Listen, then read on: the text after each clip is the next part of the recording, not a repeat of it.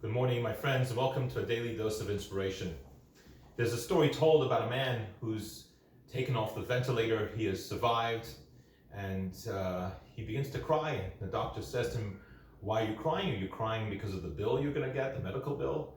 He says, "No, I'm crying because of all the years that God has allowed me to breathe for free."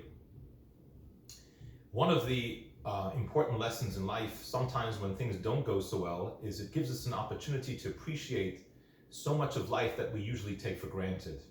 It is interesting as we read in this week's Torah reading about the Metzora, the person who gets this spiritual skin malady, who, as we said yesterday, has to go into quarantine, and it's a time of cleansing, it's a time of rehabilitation, that it was also a time that the Torah calls it a time for new life. In fact, the name of the Torah reading is called Tazria, which means to conceive.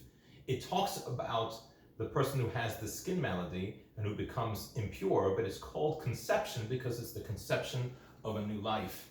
And many times that new life is a new appreciation for many of the things we take for granted. And in this current situation, there have been so many different unfortunate tragedies, and sometimes so many difficulties and challenges, and so many of the things that we're used to having that we do not have.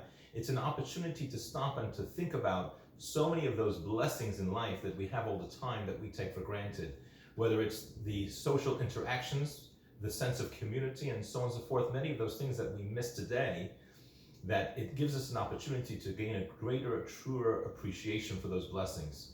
So we should take this time during Corona, we should take this time during this pandemic to really stop, reflect, and be thankful for many of the blessings that we usually take for granted. Thank you, and have a wonderful day.